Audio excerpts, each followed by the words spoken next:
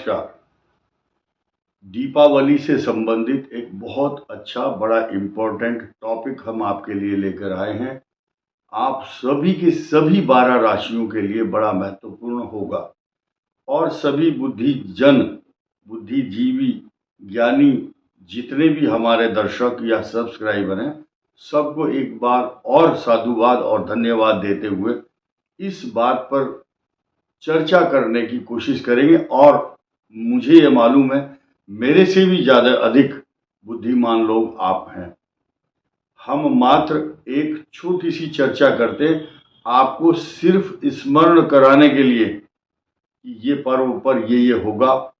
आप लोगों के बुद्धिमान लोगों के साथ साथ कुछ लोग ऐसे दर्शक भी हैं जो पहली बार जुड़ते हैं तो उनको अच्छा लगता है और इसमें कोई किसी भी प्रकार का छल फरेब झूठ छल के साथ साथ कोई ढोंग, हम चाहते हैं आप लोग अंधविश्वास से बचें और अपनी परंपराओं को कायम रखें। आप शुरू करते हैं। सबसे पहले इस बात की चर्चा करेंगे कि कुछ भ्रम, कुछ पंचांग और कुछ कैलेंडर और कुछ सरकारी छुट्टियों के कारण, क्योंकि सरकार छुट्टी तय करती है और कई बार ऐसा होता है कोई पर्व अगर सैटरडे या मंडे में हो रहा है तो उसको आगे पीछे करने का काम कर देते हैं, तो ये छल है एक प्रकार का। तो मैं आपको बताऊंगा कि असली पर्व कौन सा किस दिन होना चाहिए। देखिए, इसका नाम शास्त्रों में पंच पर्व है। 5 दिन का त्योहार होता है। ये पहला दिन होता है धनतेरस, धन्वंतरी जयंती, और दूसरा है हनुमान जयंती के साथ साथ उसी दिन नरक चतुर्दशी भी मनाई जाती है, जिसको छोटी दिवाली के नाम से भी आप जानते हैं या पहचानते हैं, पुकारते हैं और मनाते हैं, आयोजित करते हैं, जानते और मानते हैं। साथ ही साथ महालक्ष्मी पूजन क्यों होता है और किस दिन होना चाहिए, इसके पीछे नियम है कि अमावस्या, निशिथ व्यापिनी शब्द यूज किया गया है, तो 1 नवंबर को होगी। सब पंचांगों में गणित के आधार पर निर्धारित किया हुआ है। 31 अक्टूबर को अगर कोई करता है तो वो उसकी अपनी श्रद्धा और इच्छा है, लेकिन शास्त्र सम्मत, शास्त्र युक्ति युक्त अगर देखा जाए गणित के हिसाब से 1 नवंबर को ही आयोजित की जाएगी और की जानी चाहिए शास्त्रों के अनुसार। फिर 2 नवंबर को अष्टकूट गोवर्धन पूजा, 3 नवंबर को भ्रातृ द्वितीया, भाई दूज, जिसका कि पूरे भारत में ही नहीं अपितु पूरे विश्व में भाई बहन के प्रेम का प्रतीक ये 2 पर्व हैं, रक्षाबंधन और भ्रातृ द्वितीया। तो मेन चीज ये है, ऐसा इन पर्व को आयोजित किया जाए और किस तरह से किया जाएगा इसका छोटा सा एक तरीका बताऊंगा। फिर मैं राशियों के बारे में भी बात करूंगा, किन किन राशियों को क्या क्या लाभ होगा और इस लाभ को कैसे ले सकते हैं और कैसे नुकसान से बच सकते हैं, क्योंकि व्यापारियों का सबसे बड़ा पर्व दीपावली होता है और इस दिन अगर आप अच्छे से दीपावली का पूजन करते हैं तो पूरे वर्ष आपके लिए धन लाभ की सूचना देने वाले ग्रह आपको पूरे वर्ष भर धन धान्य से परिपूर्ण रखते हैं। अक्सर जब खुशियों का कोई समाचार होता है तो लोग बोलते हैं आपकी तो दिवाली मन गई, दिवाली मन गई आपकी तो। क्यों? क्योंकि इसका खुशियों से संबंध होता है। अब हम बात करेंगे इस पंच पर्व में दीपक का बहुत बड़ा महत्व है। जिस दिन पहला दिवस होगा अपने चौक के बीच में और मुख्य द्वार पर एक एक दीपक, सरसों का दीपक, तेल का दीपक जलाना चाहिए, क्योंकि सरसों के तेल के कारण नकारात्मक ऊर्जा घर में प्रवेश नहीं करती। यही कारण है कि लोग दीपावली के समय अपने घर में रंगाई पुताई सफाई करते हैं। परंपरा है ये शुरू से ही, क्योंकि लक्ष्मी का आगमन तभी होगा और लक्ष्मी की कुछ बहनें हैं, उनका नाम है अलक्ष्मी। कुछ लोग जब द्वार पर दीपक जलाएंगे या सरसों के तेल का दीपक, सरसों तो आप डाल नहीं सकते, सरसों के दीपक की महक के कारण जो लक्ष्मी की बहनें हैं अलक्ष्मी, वो द्वार में प्रवेश नहीं कर पाती। कुछ लोग तोरण द्वार आम्र पल्लव से बनाकर अपने दरवाजे पर लटकाते हैं, टांगते हैं। आपने देखा होगा बहुत से व्यापारी मिर्च और नींबू लगाते हैं। अलक्ष्मी जो लक्ष्मी की बहनें हैं, जो आपका अहित चाहती हैं, नकारात्मक ऊर्जाएं हैं, वो बाहर से बाहर ही चली जाती है, अंदर प्रवेश नहीं कर पाती हैं। इसके अलावा ये तो हुआ धन्वंतरी जयंती का प्रथम दिवस। दूसरा, नरक चतुर्दशी के दिन भी 2 दीपक द्वार पर कम से कम और चौक में अवश्य जलाएं। साथ ही साथ उस दिन लक्ष्मी पूजन भी किया जाता है। लेकिन अब बड़ी दीपावली, जिसका सबसे बड़ा महत्व है। ये महत्व क्यों है? उसी दिन मदराचल पर्वत यानी कि समुद्र मंथन हुआ था, और लक्ष्मी जी का जो हैप्पी बर्थडे है, जन्म दिवस दीपावली के दिन माना गया है। उसी दिन प्रकाशित करते हैं। भगवान की कृपा से पाने के लिए लक्ष्मी सबको अच्छी लगती है संसार में। क्यों? क्योंकि लक्ष्मी के बिना मनुष्य शोभा नहीं पाता। भगवान विष्णु इस संसार के सबसे भाग्यशाली के साथ साथ पूजनीय वंदनीय है, क्योंकि लक्ष्मी जी ने उनको वर्ण किया है। शनि और लक्ष्मी में बहस हुई।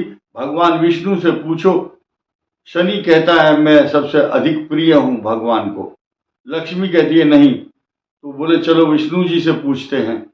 भगवान विष्णु ने उत्तर दिया, 10 कदम जाओ और 10 कदम आओ, फिर मैं उत्तर दूंगा। भगवान विष्णु ने उत्तर दिया कि लक्ष्मी जी, जब तुम आ रही थी, आते समय बहुत अच्छी लग रही थी, और शनिदेव जब तुम जा रहे थे तो तब बहुत सुंदर, बहुत अच्छे लग रहे थे। बुरा किसी को भी ना लगे और अच्छा दोनों को बताया। लेकिन लक्ष्मी का आगमन, 3 ऐषणाएं, 3 इच्छाएं सबकी हैं। लोकेशना, सम्मान हो, पुत्रेशना, मेरे यहाँ पुत्र हो, और धनेशना, वित्तेशना, धन का आगमन हो। तो आपको वो विधि बता रहा हूं जिससे आपके घर में धन की खूब वृद्धि होगी, ऐसा मेरा मानना है और शास्त्रों में जो लिखा है। भ्रातृ द्वितीया लक्ष्मी पूजन के दिन कमल के पुष्प से और दीप दान करते हुए, प्रकाशित करते हुए घर को कमल गट्टे की माला से ओम महालक्ष्म्यै नमः ये मंत्र का जाप करना चाहिए। और साथ ही साथ घर के द्वार पर आम्र पल्लव का, अगर बंधनवार, तोरण द्वार, आम के पत्ते में ये विशेषता है कि शुभ, भगवान विष्णु को अधिक प्रिय है आम, इसीलिए आम के पत्तों से उनका स्वागत किया जाता है। साथ ही साथ स्थिर लगन की का महत्व है। आप जब लक्ष्मी जी के पूजन करते हो, दूध दही शहद में, और लक्ष्मी जी की बैठी हुई प्रतिमा को स्नान कराएं दूध दही शहद से, फिर शुद्धोदक स्नान कराएं, और ये सब काम स्थिर लगन में होना चाहिए। वृषभ लगन सबसे अधिक उपयुक्त माना गया है। स्थिर लगन का मतलब लक्ष्मी स्थिर रूप से आपके घर में रहेगी। चर लगन में करेंगे तो लक्ष्मी चली जाएगी, द्विस्वभाव लगन में करेंगे तो कभी आएगी लक्ष्मी और कभी जाएगी। तो कोशिश करें। स्थिर लगन कब होगा? शाम के 6:16, 18:16 से रात को 8:11 के बीच में। दोबारा बताता हूं, 6:11 से 6:16 से 8:11 के बीच में स्थिर लगन होगा। आप इसमें पूजा करें तो अच्छा रहेगा। वैसे भी गूगल से या अपने पंचांग से या आप अपने किसी भी रिसोर्सेज से अपने लगन को स्थान के हिसाब से चेक कर सकते हैं, किस शहर में कौन सा लगन कितने बजकर कितने मिनट होगा। ये मैंने एक सामान्य इंडियन स्टैंडर्ड टाइम के हिसाब से आपको बताया है। अब हम ये बताएंगे कि ये जो आप प्रक्रिया करते हैं इतने देर तक, इसके करने से लाभ क्या होगा। स्थिर रूप से लक्ष्मी आपके घर रहेगी, आप स्वस्थ रहेंगे, आपके बच्चे स्वस्थ रहेंगे, घर में क्लेश और अशांति का वातावरण नहीं होगा। साथ ही साथ अकाल मृत्यु से बचने के लिए दीपावली के दिन विशेष रूप से इस पूजा करने से विशेष लाभ होता है। घर में कोई किसी भी प्रकार की अप्रिय घटना नहीं होती। इसके साथ साथ जिन जिन राशियों को सावधान रहना है, पहले मैं उनकी बात कर लेता हूं। तुला राशि को विशेष सावधानी रखनी है, क्योंकि मंगल की दृष्टि है और सूर्य नीच राशि पर चल रहा है। आर्थिक दृष्टि से नुकसान देता है ग्रह, मैं मानता हूं, लेकिन लक्ष्मी का पूजन करेंगे तो शुभ होगा। वृषभ राशि के लिए, क्योंकि ये दोनों शुक्र की राशि है, इनके लिए लक्ष्मी कृपा जरूर करती है, कैसे भी हो चाहे। और बृहस्पति चल रहा है, वक्री है, परंतु वृषभ राशि के लिए वृषभ लगन में ही, स्थिर लगन में पूजा करेंगे तो लाभ होगा। ये दो राशियों की चर्चा की। अब कर्क और मकर के लिए, दोनों के लिए अशांति का कारण बनेगी। कारण क्या है कि इन पर मंगल की दृष्टि परस्पर 180 अंश की चल रही है। अब मेष राशि के लिए सबसे ज्यादा इंपॉर्टेंट बात यह है कि शनि की भी दृष्टि है, सूर्य की भी दृष्टि है, आपकी राशि का स्वामी नीच राशि में, लेकिन धन स्थान में बृहस्पति है। आर्थिक रूप से आप संपन्न रहेंगे। मिथुन राशि के लिए चतुर्थ भाव में चल रहे केतु का जो दोष है, इससे घर में अशांति, तनाव, रोग तथा पशु के लिए कष्टकारक माना गया है। केतु आपके परिवार में जो बड़े बुजुर्ग हैं, माता हैं या पशु हैं, और मकान से संबंधित समस्या, ट्रांसफर से संबंधित समस्याएं उत्पन्न करता है। लेकिन लक्ष्मी का लाभ आपके पंचम भाव में सूर्य होने से आपको क्रोध तो आएगा, लेकिन धन का लाभ अवश्य होगा, क्योंकि आपके धन स्थान का स्वामी चंद्रमा है, वहां पर मंगल है, और मंगल आपके इनकम हाउस का लॉर्ड है। तो ये कॉम्बिनेशन अच्छा माना गया है। कर्क का मैंने बताया, थोड़ा सा झुंझलाहट जरूर रहेगी, लेकिन धन का लाभ होगा। क्रोध ना करें। अग्नि भय सब राशियों को हो सकता है, क्योंकि मंगल शनि का षडाष्टक योग प्राकृतिक और खगोलीय घटना के आधार पर तुला राशि में, नीच राशि में सूर्य, मंगल की उस पर दृष्टि और षडाष्टक योग बना रहा है। अब सिंह राशि के लिए, वैसे तो सभी राशियों को अग्नि से भय है, लेकिन क्योंकि षडाष्टक योग है, सिंह राशि का स्वामी नीच राशि में 12वां मंगल है, अष्टम राहु होने से धन का लाभ अवश्य होगा, लेकिन अपने स्वास्थ्य का ध्यान रखें। कन्या राशि के लिए केतु रोग कारक है, अशांति कारक है, लेकिन धन का लाभ जरूर होगा।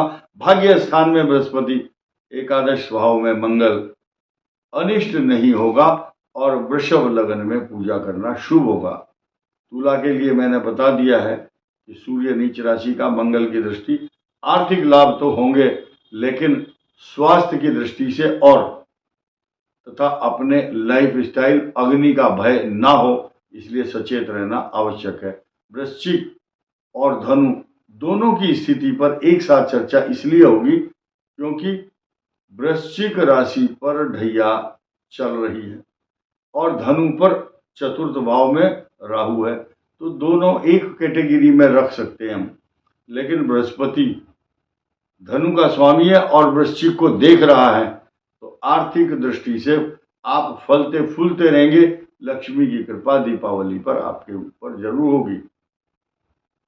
मकर पर मंगल की दृष्टि है, दसम भाव पर सूर्य है, लेकिन पंचम भाव पर जो बैठा हुआ बृहस्पति आपके भाग्य स्थान को देखेगा जहां पर केतु है, लेकिन अचानक धन लाभ तो अवश्य होगा मकर राशि को। कुंभ राशि और को देखिए कि षडाष्टक योग बन रहा है। मंगल की नीच दृष्टि, नीच राशि में बैठे हुए मंगल की कुंभ पर दृष्टि है, लेकिन चतुर्थ भाव सुख का कारक, धन लक्ष्मी से संपन्न कराएगा, और मीन राशि के तीसरे भाव में बैठे हुए बृहस्पति आपके नवम भाव भाग्य स्थान में पूर्ण दृष्टि डालेगा। भाग्य से धन आएगा मीन के पास, क्योंकि शुक्र भी आपके भाग्य स्थान को चमकाता है। तो ये दीपावली के पर्व की मैंने महत्ता बताई है, राशियों से जोड़ करके आप देख सकते हैं। लेकिन अग्नि भय इस वर्ष इसलिए है क्योंकि दीपावली पर षडाष्टक योग बन रहा है, इसलिए मेरा उद्देश्य है कि मैं आपको सचेत करने के लिए आग्रह करूं। इस वीडियो में इतना ही। धन्यवाद। नमस्कार।